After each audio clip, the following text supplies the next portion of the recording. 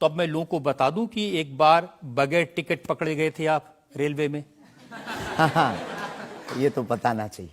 बिल्कुल पकड़े गए थे, लेकिन ये भी बताइए कि हम टीटी से ही 1100 रुपया लेकर आए थे।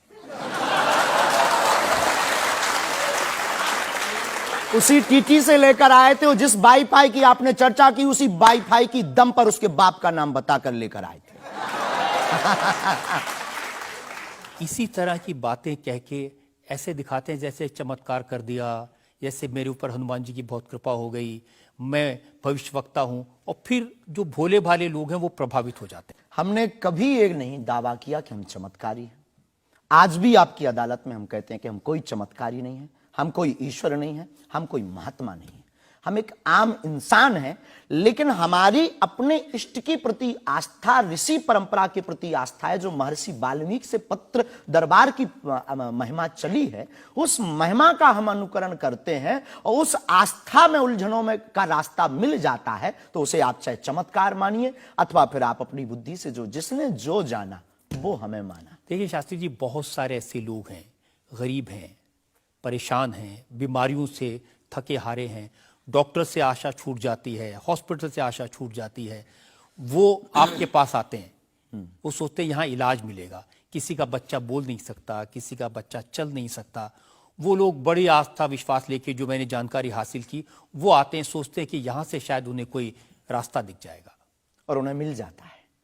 जो आते हैं श्रद्धा पूर्वक आते हैं। देखो, जिंदगी में अगर वो परेशान है और डॉक्टर से परेशान होकर के या कहीं से भी निराश होकर के आया और उसे कुछ मिले ना मिले, हम ये तो नहीं कहते, जिसकी जितनी निष्ठा उसको उतना हमारे बागेश्वर बालाजी के दरबार में मिलता। और अगर नहीं मिलता, और अगर उसे जीवन जीने की अगर डांडस और सात्तावना मिलती है, तो क्या ये भी कम है? बिना पैसों में, बिना दक्षिणा दिए, बिना कुछ लगे अगर हनुमान जी से जुड़ रहा, अगर वो प्रभु से जुड़ रहा, अगर उसे जीवन जीने में 4 दिन की जिंदगी है, डॉक्टर ने कह दिया तो मर जाओगे, लेकिन बागेश्वर धाम के नाम से उसके चेहरे पे मुस्कुराहट है कि मेरा हारे का सहारा है, तो अगर ये मुस्कुराहट उसके चेहरे पर आती, इससे किसी को गुस्ताखी क्यों? देखिए, अगर बागेश्वर धाम आने से लोगों का इलाज हो जाता है तो फिर आपको कैंसर हॉस्पिटल बनाने की क्या जरूरत है? यही तो हम बताना चाहते हैं कि दुआ और दवा दोनों आवश्यक है। हमने ये नहीं कहा कि हम डॉक्टरों के खिलाफ हैं। अब मैंने पूछ लिया तो आपने दवा ऐड कर दिया उसमें। नहीं, हमने औषधालय बागेश्वर धाम पर खुलवाया है और मंदिर के समीप खुलवाया है। वहां पर ग्राम पंचायत का भवन है, वहां पर आयुर्वेदिक औषधालय है। दुआ और दवा मतलब नीचे दवा है और वहां ठीक नहीं हुए तो दुआ के लिए चढ़ जाओ मंदिर पर, दोनों काम करें, ठीक है। और ये कोई नई बात नहीं है, हमने ऐड नहीं की, डॉक्टर खुद ऐड करता है, ऑपरेशन करता है, जब ठीक नहीं होता तो वो भी कहता है तुम भी प्रार्थना करो। लेकिन ये सही है कि जिस इलाके में आप हैं उस इलाके में बहुत सारे ऐसे लोग हैं जो इसी तरह पर्ची निकालते हैं, जो इसी तरह दुआ की बात करते हैं। पूरे भारत में ऋषि परंपरा के अनेक लोग हैं, बहुत लोग तो नहीं कह सकते, पर अनेक लोग पूरे भारत में हैं। और केवल हमारे इलाके में नहीं, पूरे भारत में।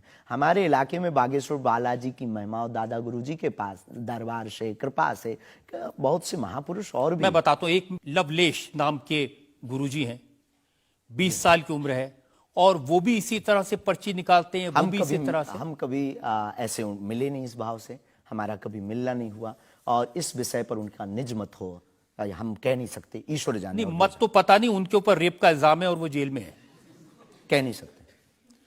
तो उस एरिया में ऐसे और भी बहुत सारे लोग हैं। अभी हम अर्जी लगाने के हिसाब से घूमे नहीं हैं। आप कहो तो इस बार जाकर के घूमेंगे कितने लोग हैं। अभी तो हमें एक पता है, छतरपुर जिले में एक गढ़ा गांव है, वहां बागेश्वर धाम है, वहां सदगुरु सन्यासी बाबा से परंपरा चली दरबार की, आप भी आइए।